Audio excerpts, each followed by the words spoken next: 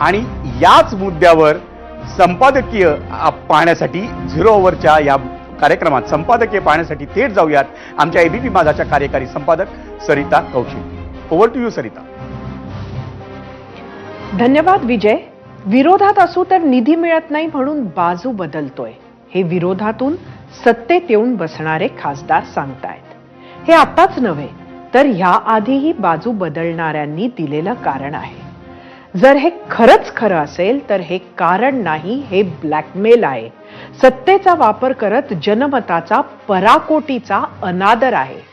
आपल्याला जनतेला सुद्धा या कारणांवर आक्षेप असायला हवा. हा पैसा न सत्तेतील मंडळींचा आहे न विरोधातील. हा तुमच्या आमच्या घामाचा पैसा आहे, टॅक्स म्हणून दिलेला. पण आजचा प्रश्न हा निधी मिळतो का नाही ह्याचा नाही, तर निधीच्या वापराबाबतच्या बेफिक्रीचा आहे. जनतेसाठी मिळालेल्या निधीचा योग्य वेळेत वापर न करणे हा सुद्धा निधीचा गैरवापरच आहे.